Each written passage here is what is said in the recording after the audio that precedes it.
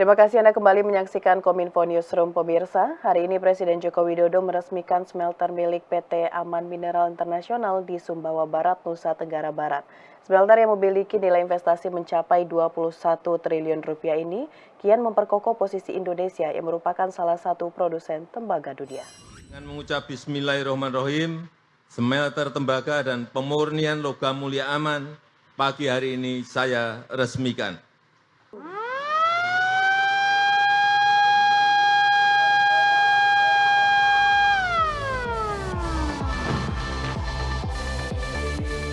Presiden Joko Widodo melakukan kunjungan kerja ke Nusa Tenggara Barat pada Senin 23 September 2024. Dalam kunjungannya, Presiden meresmikan smelter milik PT Aman Mineral Internasional di Sumbawa Barat, Nusa Tenggara Barat. Smelter yang memiliki nilai investasi mencapai 21 triliun rupiah ini menggunakan teknologi double flash cyclone untuk memproduksi katoda tembaga sebagai produk utamanya dengan kapasitas pengolahan hingga 900.000 ton konsentrat per tahun. Sementara itu, dalam operasinya, smelter ini akan menghasilkan 220.000 ton katoda tembaga, 18 ton emas, 55 ton perak, dan 850 ton asam sulfat byproduct. Presiden berharap adanya pengoperasian smelter baru ini bisa memberikan multiplier efek yang besar bagi masyarakat, membuka lapangan pekerjaan dan meningkatkan produk domestik regional bruto, yakni di Provinsi Nusa Tenggara Barat hingga Sumbawa Barat. Selain itu, sebagai salah satu produsen utama tembaga global, Presiden ingin agar Indonesia memasok kebutuhan produksi tembaga yang digunakan untuk berbagai macam kebutuhan, seperti lembaran katoda, industri kabel, hingga copper foil.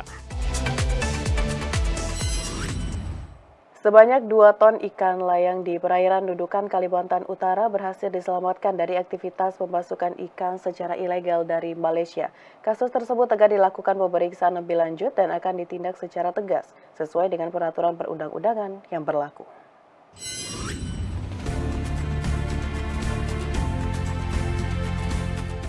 Kementerian Kelautan dan Perikanan melalui Direktorat Jenderal Pengawasan Sumber Daya Kelautan dan Perikanan berhasil menggagalkan pemasukan ikan secara ilegal dari Malaysia ke Indonesia di wilayah Tarakan, Kalimantan Utara. Dengan barang bukti 30 box styrofoam atau kurang lebih sebanyak 2 ton ikan layang di perairan Nunukan. Adapun modus yang dilakukan oleh 2 orang ABK yang menggunakan kapal PNN Manafman 2 ukuran 6 gross ton, yakni dengan membawa ikan dari Tawau, Malaysia menuju ke Nunukan, Kalimantan Timur, dengan memanfaatkan jalur daerah perbatasan karena letak geografis yang berdekatan. Adanya dugaan aktivitas ikan secara ilegal dari Malaysia, pengawas perikanan menerima informasi dari masyarakat yang kemudian ditindaklanjuti dengan melakukan pemantauan hingga melakukan pengejaran dan penghentian kapal yang membawa ikan-ikan dari perairan Indonesia karena tidak memiliki dokumen sertifikat kesehatan secara resmi. Penindakan terhadap pemasukan ikan secara ilegal dari Malaysia ke Indonesia ini menjawab keresahan masyarakat dan pelaku usaha Indonesia terkait dengan adanya kapal-kapal yang membawa masuk ikan secara ilegal dari Malaysia. Direktur Penanganan Pelanggaran Ditjen PSDKP Teguh Elfitrasya menyampaikan, melalui PPNS Perikanan Stasiun PSDKP, kasus pemasukan ilegal yang masuk ke perairan Indonesia sedang dilakukan pemeriksaan lebih lanjut dan akan ditindak secara tegas sesuai dengan peraturan perundang-undangan yang berlaku. Terkait dengan pengawasan pemasukan ikan ilegal ini, ada indikasi ada 2 yang nanti akan dikenakan. Teman-teman di UPT sedang melengkapi berkasnya, tapi indikasinya yang jelas yang pertama mereka tidak menggunakan izin, itu nanti dikenakan pasal 26 Undang-Undang CK. Bisa juga nanti terkait dengan pemasukan barang produk perikanan, itu juga bisa kita gunakan pasal 88 Undang-Undang Perikanan. Jadi ada 2 indikasi pelanggaran, tapi nanti akan kita dalami lagi teman-teman dari UPT, teman-teman penyidik, apakah unsur pidana yang ditemukan telah memenuhi syarat atau belum. Pemirsa, Kementerian Kelautan dan Perikanan menyegal 2 resort yang dimodali warga negara asing di Pulau Maratua, Kabupaten Berau, Kalimantan Timur. Kedua resort ini disegel karena tidak memiliki sejumlah dokumen perizinan dalam pemanfaatan pulau-pulau kecil di Indonesia. Kementerian Kelautan dan Perikanan terus memperkuat pengawasan dan penegakan hukum dalam pemanfaatan pulau-pulau terkecil di Indonesia. Direktur Jenderal Pengawasan Sumber Daya Kelautan dan Perikanan Kementerian Kelautan dan Perikanan Pung Nugroho Saksono dalam konferensi persnya mengatakan, pertanggal 19 September 2024 pihaknya telah memberhentikan sementara waktu operasional 2 resort di Pulau Maratua, Kabupaten Berau, Kalimantan Timur, yakni PT MID milik investor asing asal Malaysia dan PT NMR milik investor asing warga negara Swiss dan Jerman. Kedua resort tersebut diberhentikan karena diduga tidak memiliki 3 dokumen perizinan, yaitu Persetujuan Kesesuaian Kegiatan Pemanfaatan Ruang Laut atau PKKPRL, izin kegiatan wisata tirta lainnya tanpa perizinan berusaha, dan perizinan pemanfaatan pulau-pulau kecil. Sangat jelas tujuan pengelolaan pulau-pulau kecil terluar, yaitu untuk menjaga keutuhan wilayah negara kesatuan Republik Indonesia untuk pembangunan berkelanjutan dan memberdayakan masyarakat. Nah, ini berbanding terbalik. Di situ tidak ada masyarakat yang terlibat. Artinya pulau-pulau tersebut nggak ada penghuninya. Namun digunakan kotes-kotes, dibangun kotes-kotes yang memang isinya tamunya banyakkan dari luar negeri.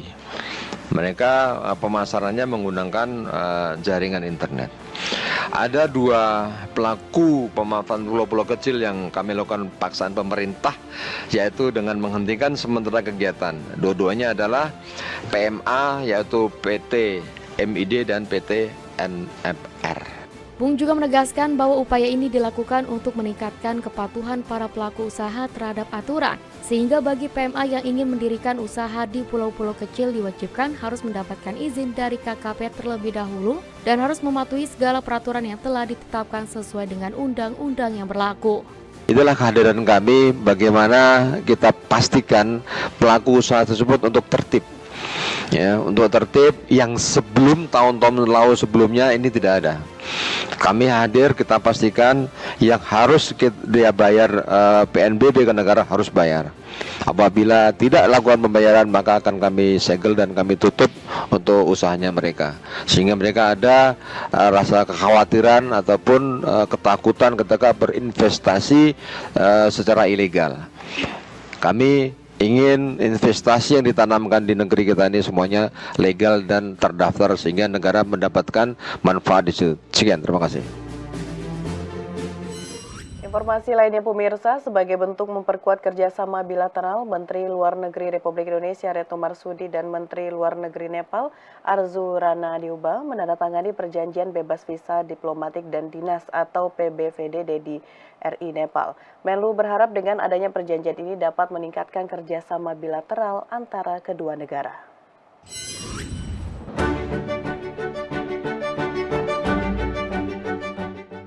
Menteri Luar Negeri Republik Indonesia Retno Marsudi dan Menteri Luar Negeri Nepal Arzu Rana Diuba pada Minggu 22 September 2024 bertempat di kantor perutusan tetap Republik Indonesia untuk PBB di New York, Amerika Serikat, menandatangani perjanjian bebas visa diplomatik dan dinas PBVDD RI Nepal. Perjanjian tersebut dilakukan Menlu di sela-sela kegiatan High Level Week Sidang Majelis Umum PBB ke-79. Menlu berharap dengan adanya perjanjian ini dapat meningkatkan kerjasama bilateral antara kedua negara, khususnya pada bidang perdagangan, investasi, dan pariwisata. Kerjasama ini juga menargetkan terjalinnya hasil konkret yang menguntungkan masyarakat kedua negara. Dalam kesempatan yang sama, Menlu juga menandatangani nota kesepahaman tentang pembukaan mekanisme konsultasi bilateral RI Nepal. Pemirsa, usai jeda pariwara, Kominfo Newsroom akan kembali dengan informasi lainnya. Tetaplah bersama kami.